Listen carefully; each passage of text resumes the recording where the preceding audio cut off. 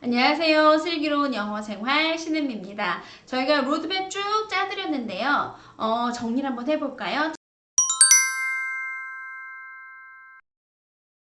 첫 번째, 듣기로 시작을 해주고, 그리고 두 번째, 책 읽고, 그리고 세 번째, 스피킹, 라이팅 하고, 그리고 마지막으로 아카데믹 리딩으로 전환해주세요. 이렇게 말씀드렸는데요. 자, 이렇게 말씀드리니까 그러면 듣기만 할 때는 리딩은 안 하고, 리딩 할 때는 스피킹, 라이팅은 안 하나요? 이렇게 생각하시는 분들이 가끔 계세요. 그렇지 않아요. 그게 아니고, 가장 주가 되는 활동을 말씀을 드린 거고, 그 당시 이게 가장 주가 되어야 나중에 조금 더 편해지고 아이들이 할 수 있는 것들이 많아진다는 의미예요. 그러니까 아이가 듣기를 열심히 하고 있어요. 듣기를 열심히 하는데 나이가 어려요. 그러면 듣는 것과 말하는 게 동시에 연결이 될 수도 있어요. 그런데 이 아이가 만약에 듣기만 하고 그걸 문자로 연결을 못 시킨다고 해서 문제가 되진 않는다는 얘기를 말씀을 드리는 거예요. 그리고 책을 읽을 때 당연히 책을 읽으면서 어느 정도 알파벳도 쓰고 문장도 써보긴 해야 되겠죠. 그런데 아이가 아직 읽기가 충분하지 않은 경우에, 그리고 초등학교 3학년이 되지 않은 경우에는 논리적인 글쓰기를 할 수는 없어요. 그러니까 제가 말씀드리는 글쓰기를 하세요 라고 했었을 때는 정말 뭔가 작품을 만드는 것 같은 좀 더 체계화된 글쓰기, 제가 글쓰기를 하라고 말씀드리는 것은요, 책에 있었던 내용을 따라 쓴다던가 책에서 봤던 것을 요약한다던가 하는 그런 라이팅을 하지 말라는 얘기는 아니에요. 그게 아니고 자기가 생각한 것을 쓰는 크리에이티브 라이팅, 이런 경우는 초등학교 3학년이 되기 전까지는 논리력이 부족하기 때문에 쓰라고 해봤자 생각만 하다가 제대로 못 쓰는 경우들이 많거든요. 그러면 30분을 앉아 있는데 책을 읽으면 30분 동안 인풋이 있는 아이를 30분 동안 인풋 대신에 30분 동안 생각만 하고 가만히 앉아있도록 하는 것보다 책을 읽는 게 훨씬 더 이 아이에게 효율적이라는 말씀을 드리려고 하는 거예요. 그래서 가장 중요한 액티비티를 순차적으로 말씀을 드린 거고요. 대략적으로 나이를, 이상적인 나이를 말씀을 드리면 일단 노출 같은 경우는 태어나자마자 노출해 주셔도 괜찮아요.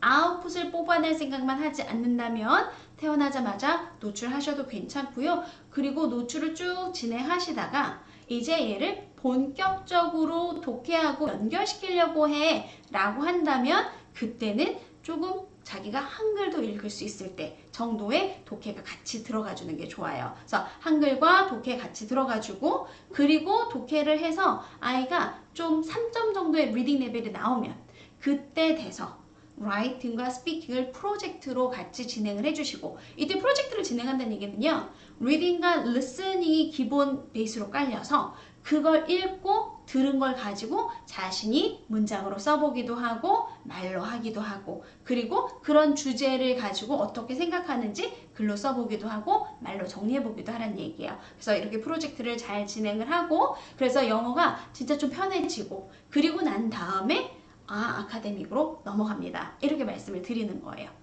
자, 그러면 지금 영상을 보고 계시는데 좀 늦었어요. 이미 아이가 5학년이에요. 그러면 이 5학년짜리한테 지금 노출부터 시작해서 이렇게 쭉 가는 거는 어떨까요? 라고 물어보신다면 5학년에는 노출은 해주시는 게 좋긴 해요. 그렇지만 그때는 노출만 몇 년을 할 수는 없어요. 그때는 노출도 하지만 이 노출을 학습적인 방식과 같이 써주셔야 돼요.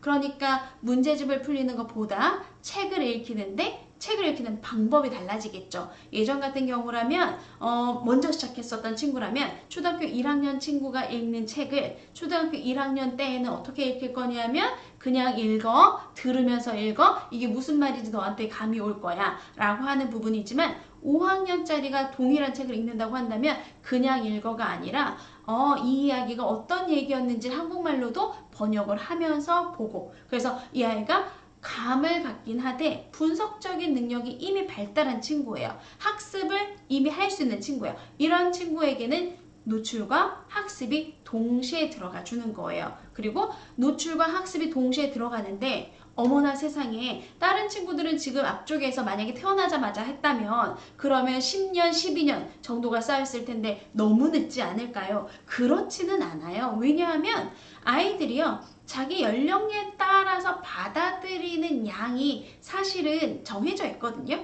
그러니까 아주 어렸을 때 배웠을 때 만약에 아주 어렸을 때 이 한 권의 책을 볼 때는 이 친구가 그걸 소화하는데 시간이 뭐 5시간이 걸렸다 라고 한다면 좀 큰 친구들은 이런 것들을 1시간에 딱 끝낼 수도 있어요. 그래서 사실 뒤쪽에 배운다고 잘못되거나 뒤쪽에 배운다고 못하는 건 아니에요. 저 같은 경우는 알파벳을 중학교에 들어갈 때 배웠고요.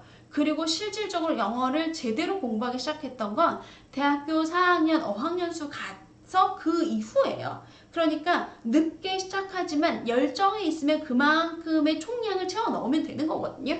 그리고 그때 채워 넣을 때는 오히려 조금 더 편하게 어렸을 때 힘들게 했던 것도 조금 더 편하게 넣을 수도 있어요. 그러니까 너무 걱정하지 마시고 5학년이면 5학년답게 학습하고 습득을 동시에 진행하면서 하면 되겠구나 라고 생각하시고 아이들을 그 순차적인 것들과 함께 현재 상황하고 연결해서 학습을 진행해 주시면 됩니다.